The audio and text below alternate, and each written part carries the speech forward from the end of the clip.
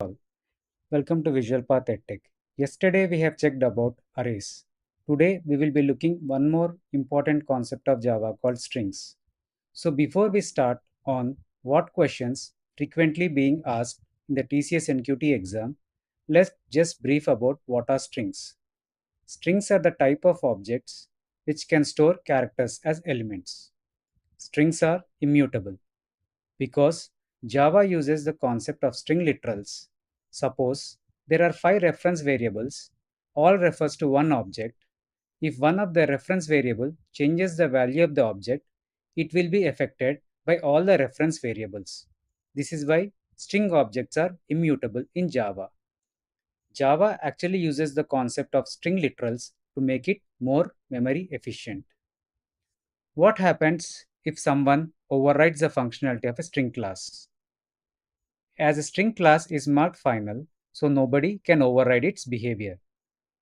Also, one of the main concepts we need to know about strings are, well, strings objects exist in the memory. And one of the key goal of any programming language is to make efficient use of memory. As the application grows, it's very common for string literals to occupy a large area of memory, which can even cause redundancy. So, in order to make Java more efficient, the JVM sets aside a special area of memory called the string constant pool. When the compiler sees a string literal, it looks for the string in the pool. If a match is found, the reference to the new literal is directed to the existing string and no new string object is created. The existing string simply has more references. Hence comes the point of making string objects immutable. In the string constant pool, a string object is likely to have one or more references. If several references point to a same string without even knowing it, it would be bad if one of the reference modify the string value. That's why the string objects are immutable. So this is just a brief concept of why the string objects are immutable. So there are two ways in which you can define a string. By using string literal, directly you define a string s is equals to xyz, or we can use a new keyword like string s is equals to new string of some string value. So these are the two ways by which you can create a string. Now we have just understood some basic and brief idea about string. Now let us see what are the frequent questions that have been asked in the previous NQT tests. So the first and the foremost question is reverse a string. So the simplest example to reverse a string is what we will be seeing here. So the idea is to traverse the length of a string, extract each character while traversing, add each character in front of the existing string. So how we can achieve this programmatically? Let us see now. Start writing a program. Import java.io.star, then import java.util.scanner. Then we define a class xyz. Then we will define public static void main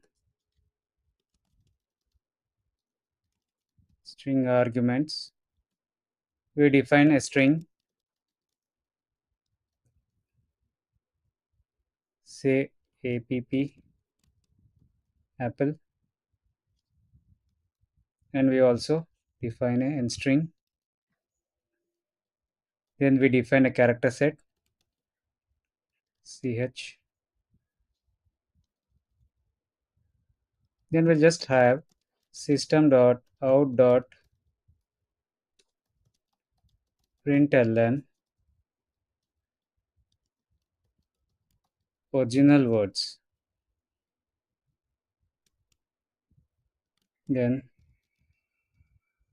system.out.println the original word, we'll just print it here. Then we'll write a for loop for int I is equals to 0, I is less than str dot length, string length. Then we define I plus plus, and we write a character array here. Character is equals to str dot character at I. This extracts the character set. Then n string we define again. This extract the character set here. Then n string is equals to ch plus n str. So we are adding each character in front of the string. Then you print sys system dot out dot println reversed word plus n string. So what this output will print is, once the for loop runs, so it prints e l p p a. So this is one of the first approach where you will be using to reverse a string. Now let us see the other approaches on how you can reverse a string. So before we look into our next program, there is one of the interesting topic which I wanted to share between string and string builder. Object of string are immutable, that we already know. String classes in Java does not have reverse method. However, string builder class has a built-in reverse method, and string builder class does not have two character array method, while string class does have two character array method. So the next concept what we are trying to achieve uh, is using converting the string into bytes. So using that concept, we will try to reverse a string. So let's do programmatically how we can achieve this. So let us start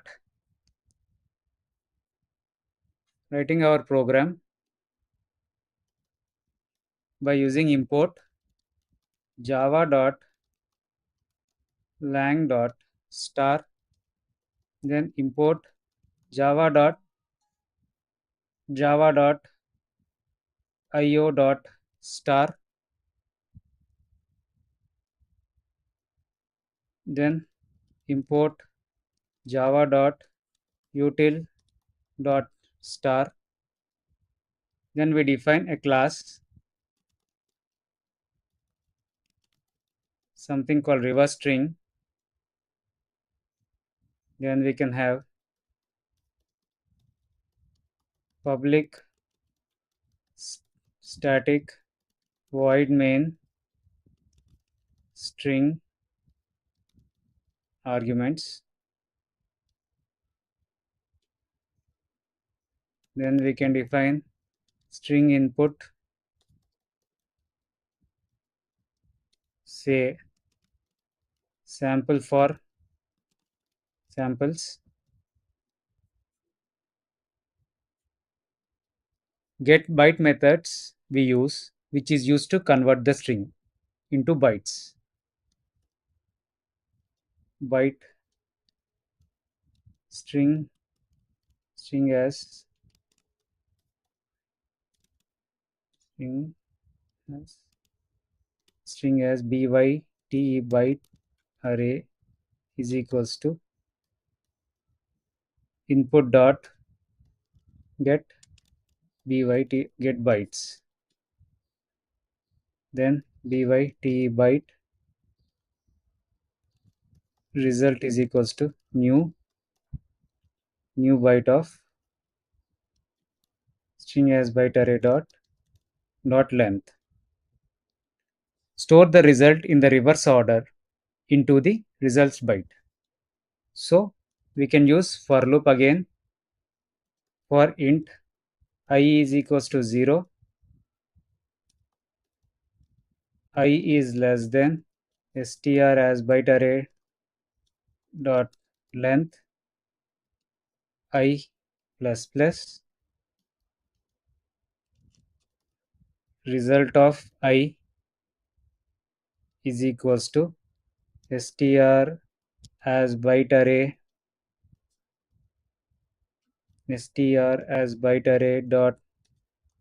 dot length minus I minus 1. Then we can do what is Once the for loop executes, we can just put system dot out dot println new. We can have it as new string result. So the result of will be the reverse of this input character. So this is one of the approach using which we can reverse a string. So there is one more approach where you can reverse a string is using built-in reverse method in string builder class. So let us see how you can do this using a built-in method in a string builder class. So there are several approaches which we are trying here to explain. So we have checked about two approaches. Now let's see the other approach using string builder class. So whichever is efficient and convenient for you guys. So using that method you can reverse a string. So let us start writing with doing with a small program. So let us start first by using the import statements. Import java dot lang dot star, then import java dot io dot star, then import java dot util dot util dot star, then we define a class, again test reverse,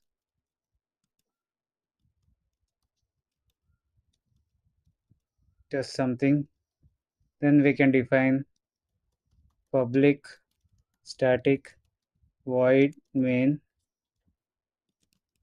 string arguments. Then what we can define is we can define an input, string input is equals to sample of samples. Then we can define string string builder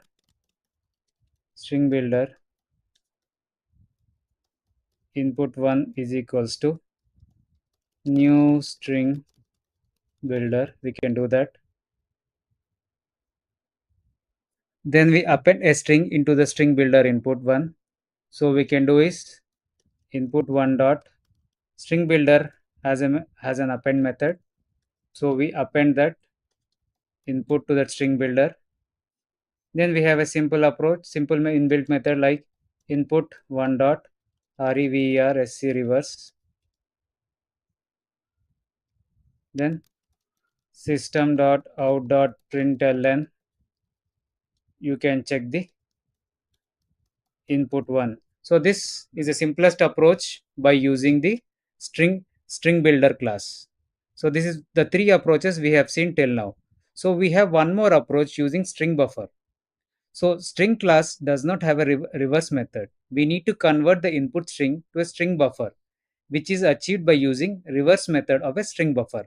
So let us see how we can achieve this programmatically by using a string buffer class.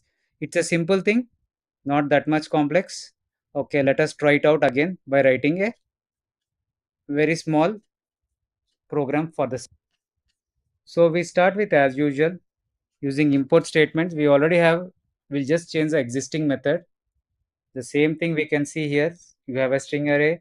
Instead of string builder, we will change it here as string buffer sbr is equals to new string buffer. Then we have that string input. You already have sbr dot reverse. So this is very much simple, right? So we have checked with using for loop. We have checked with some other reverse methods using string builder. So now this is a very simplest approach using a string buffer. So these are the different ways by which you can reverse a particular string. So till now we have checked about how to reverse a string. So the next frequent question which is getting asked in most of the papers are to check if a string is palindrome or not. A string is called a palindrome string if the reverse of that string is same as that original string. For example, you can take radar or level, etc. Similarly, a number that is equals to reverse of the same number is called a palindrome number. So how do we check this? Using Java. So we first reverse the string or a number and compare the reversed string or a number with the original value. So let us see how we can achieve this using by writing a small program. So let us define our class,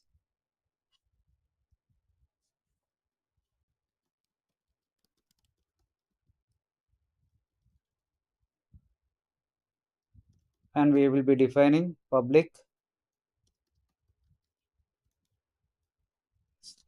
static void main. We define string arguments. Then we define a string str is equals to, as we define it, radar. We can then reverse string is equals to empty. Then we take the length int str, length is equals to str dot lengt string length. Then we have a for loop for int. So for any type of questions, what being level of questions you are being asked, knowing having the knowledge of for, while and switch cases are very much mandatory to solve most of your examination questions. For int I is equals to str length minus 1, I is greater than or equals to 0, I minus minus. Then we have rever reverse string is equals to rever reverse string plus string dot character at I.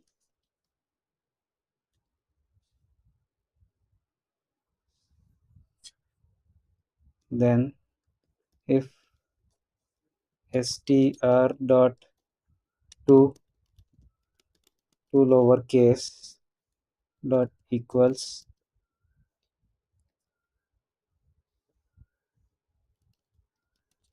reverse string dot to lowercase, then just we open every condition, system dot out dot println, you can print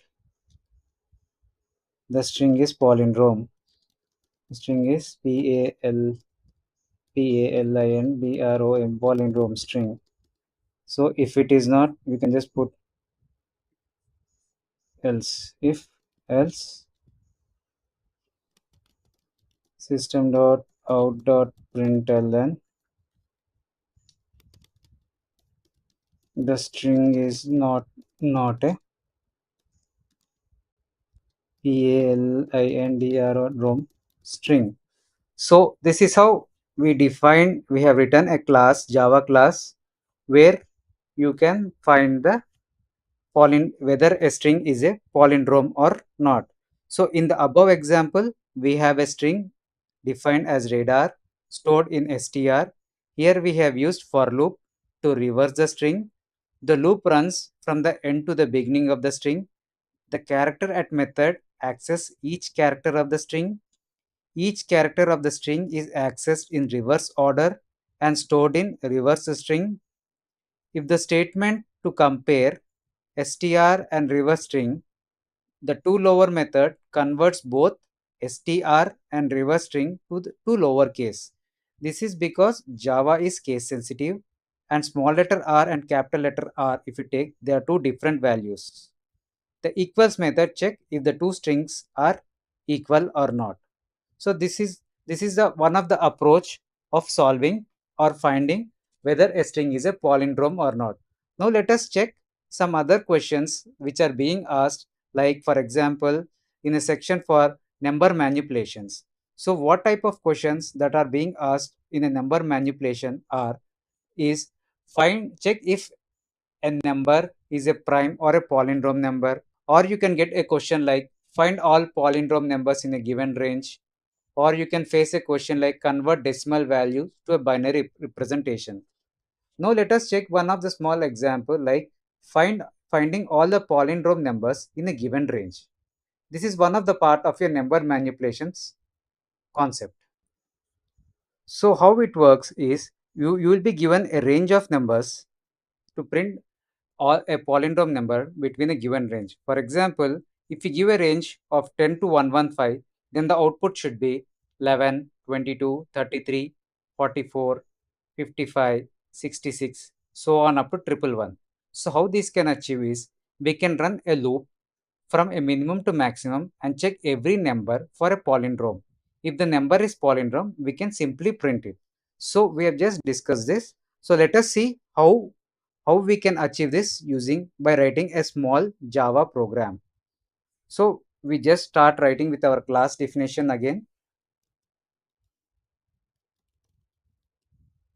Class test, then a function or a method to check if it's a palindrome or not.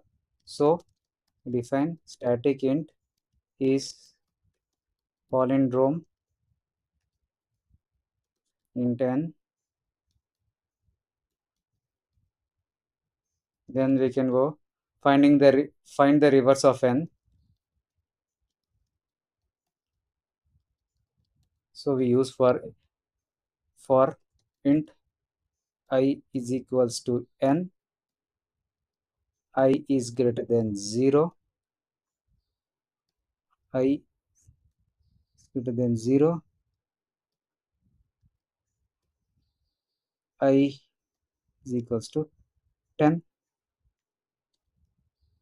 reverse is equals to reverse into 10 plus I divided by 10. If n and reverse are same, then n is a palindrome number. So return n equals to reverse question mark.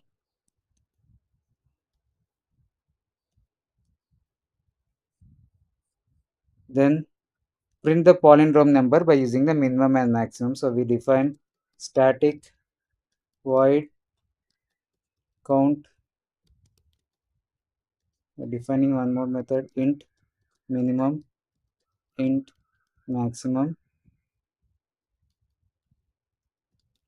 for int I is equals to minimum and I is less than or equals to maximum I plus plus. If is palindrome, if is palindrome of I equals to 1, then system dot out dot println, we're just printing I, we just print I. Then we can just write public static void main string arguments, and we can pass the value as count palindrome numbers between 100 to 2000. So this program will just run and executes and print if there are any palindrome numbers between those particular two values which are being passed as an input. So the next frequently asked questions are related to mathematical problems. Some questions example like factorial of a number, Fibonacci series, equilibrium index of an array. So to solve all these problems, we need to have a good understanding of loops in Java. So the Java for loop is used to iterate a part of a program several times. If the number of iteration is fixed, it is recommended to use for loop. We have seen our all previous example, we have extensively used the for loop. Actually, there are three types of loops in Java: for loop, while loop, and do while loop. So for loop is the Java for loop is used to iterate a part of a program several times if the number of iterations is fixed, it is recommended to use the for loop. So during that time, it is recommended to use for loop. So if the Java while loop is used to iterate a part of a program several times, if the number of iteration is not fixed, it is recommended to use while loop. The Java do while loop is used to iterate a part of a program several times. Use it if the number of iteration is not fixed and you must have to execute the loop at least once. So these are the three types of loops and we have just defined when to use what at which situation. So what are the part of the Java for loop? You have initialization expression, test expression and update expression. Initialization of expression is nothing but what we have checked, right? For int I is equals to 0, something those values. So that is called initialization. So test expression is nothing but in this we have to test the condition. If the condition evaluates to true, then we'll execute the body of the loop and goes to the update expression. Like for example, I is less than or equals to 10 or some I is less than array dot length, string dot length, what we have checked in the earlier examples. So that is what is a test expression. If that is false, we exit from the for loop. And finally, we have update expression. After executing the loop body, this expression increments or decrements the loop variable by some value. We have checked, right? I plus plus, I minus minus, so something like those conditions we will be using it. So now coming to the most frequently asked questions in the TCS NQT exam, like we have previously checked, right? So what is the question like? What find the factorial of a number? So how can we write a program to find the factorial of a number? It will be very simple program by using a for loop. How we can do is, let's start writing by defining a class, public class, say test result.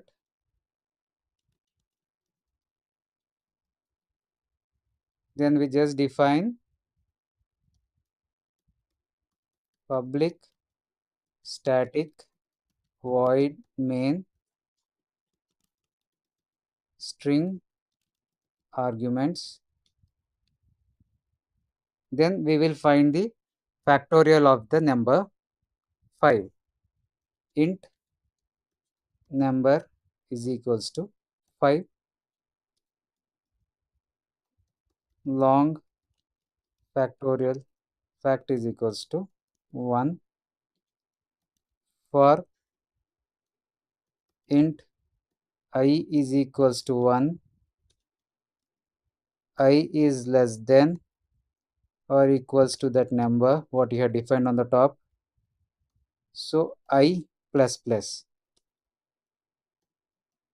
So this is what we have earlier discussed theoretically, right? Initialization, expression and update expression. We can have fact is equals to fact into I. Then we can do as system dot out dot println. We can just print FACTO or a factorial of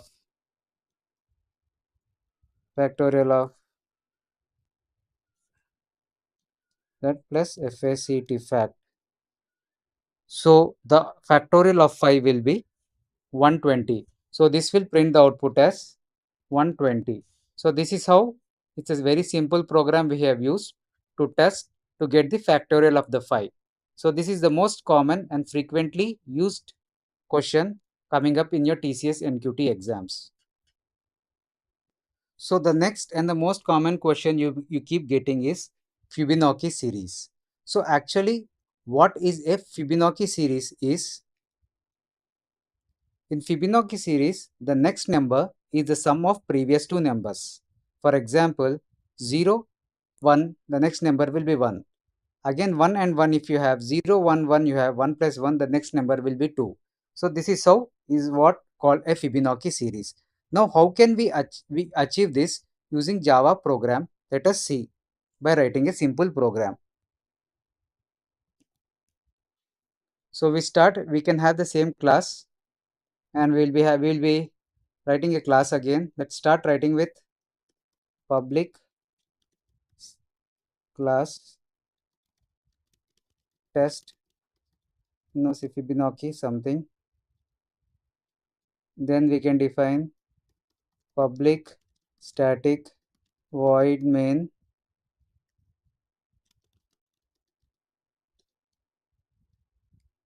string arguments. Then you will define something int count is equals to 7, number 1 is equals to 0. So we are defining some, then number 2 is equals to 1. Then we write a for loop for int I is equals to 1, I is less than or equals to count I plus plus. On each iteration, we are assigning the second number to the first number and assigning the sum of last two to the second number. So how we can do this? Let us see with by writing the conditions here. Int sum of previous to something previous to is equals to number 1 plus number 2. Then again number 1 is equals to number 2. Then number 2 is equals to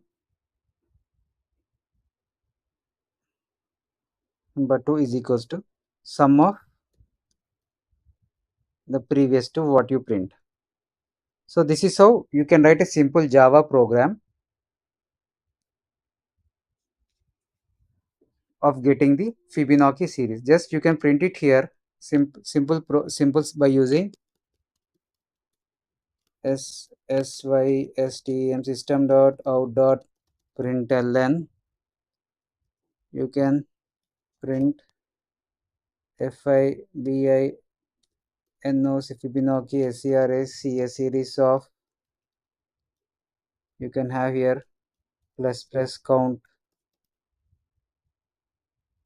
7 numbers is. So when this program runs, you get here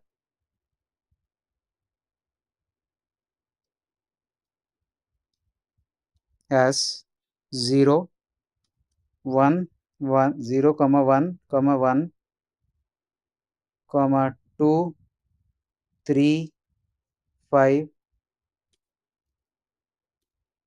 5 and 8. So this is the Fibonacci series for the number 7.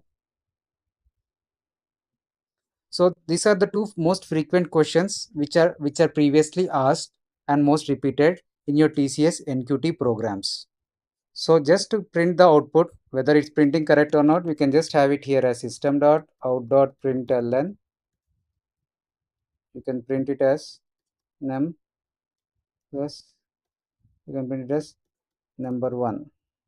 So this will print you the current output, desired output, what we have been expecting for. So till now we have checked about different concepts which can be asked in the TCS NQT coding exam related to arrays, strings. We have checked few of the examples of number manipulation, mathematical problem. But what type of a question you might get in search and sorting, which are most frequently tested in every exam? It might be called a binary search in Java. So what is a binary search is? Binary search is used to search a key elements from multiple elements. Binary search is faster than linear search. In case of binary search, array elements must be in ascending order. If you have an unsorted array, you can sort the array using array.sort method. Now let's see how we can implement this binary search by writing a small program in Java. So let's open our and we start writing a small program. Let's see what we define a class, then let's define a method int binary search,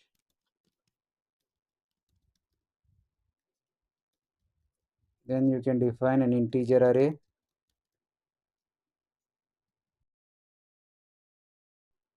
then you have int elements, then int low, int high. So we are using earlier in our earlier session we have checked about the while loop and for loop. So here we'll be using one of the concept of using the while. So we repeat until the pointer low and high meets each other. So how to do that? While low is less than or equals to high,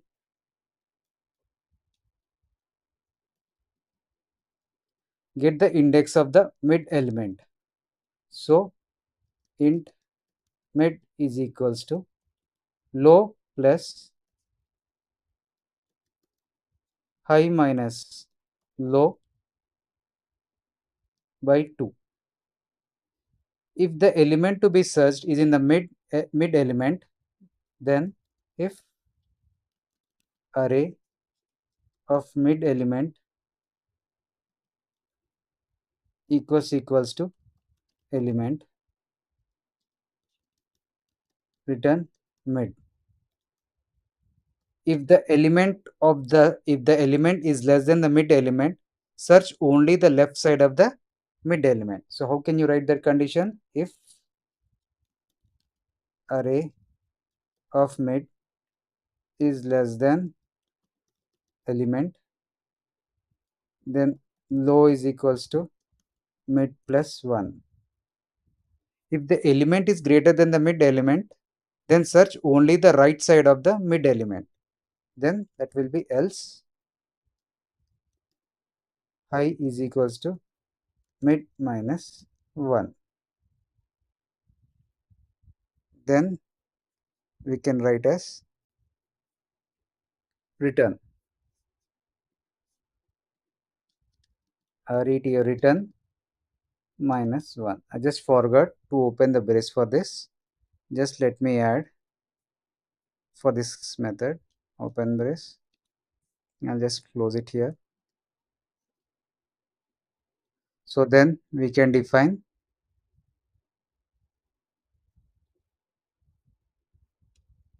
as usual to test it. So public static void main string arguments, then create an object of the class.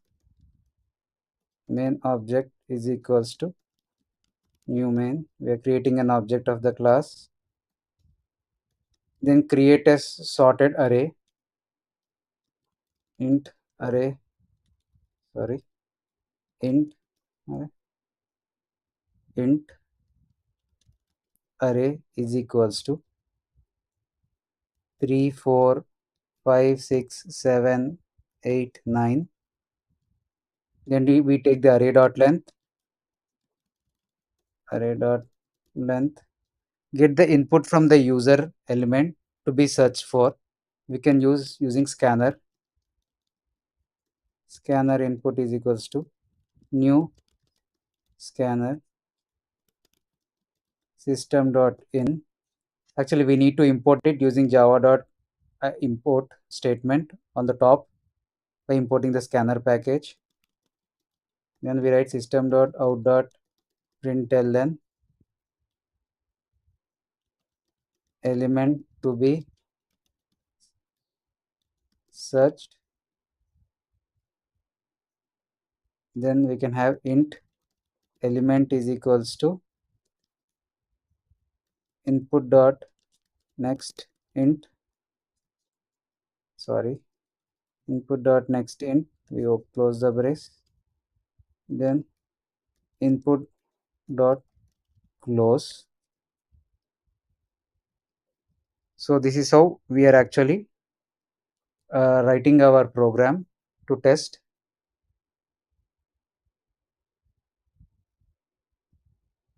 Then you can type int int result is equals to object dot binary search of, you can pass array element comma 0 0 comma n minus 1. So array element index of the first and index of the last is what we are passing here. Then if, you can write condition if result equals to -1, you can put system dot out dot println element not found.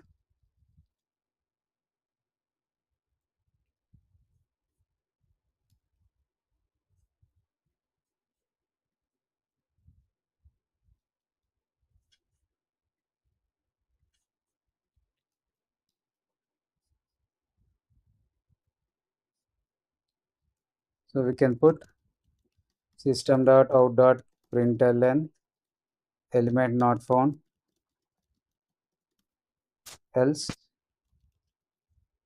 we can put element found at index and print the result.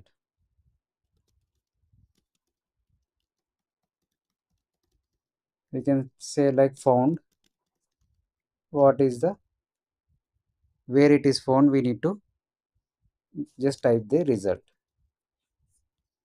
So this is how you can define a binary search program in program using this is how you can search the binary search using the Java program.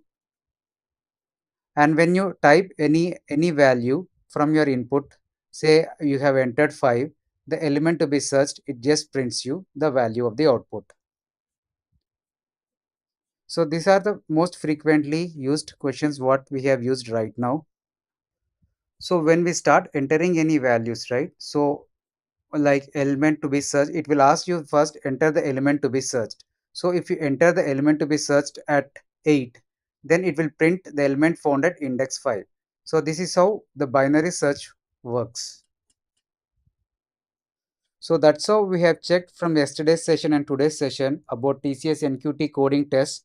We have checked different scenarios where they will be asking about array manipulations, string manipulations. We have checked about number manipulations. We have also touched base search and sorting and mathematical problems. So we have discussed in short about various concepts, how they have used in different programming languages and other things. So you must be familiar in depth of Java to solve all these programs. So we request you to go to our Visualpath EdTech site where you can find in-depth training tutorial of each of the topics in very detail.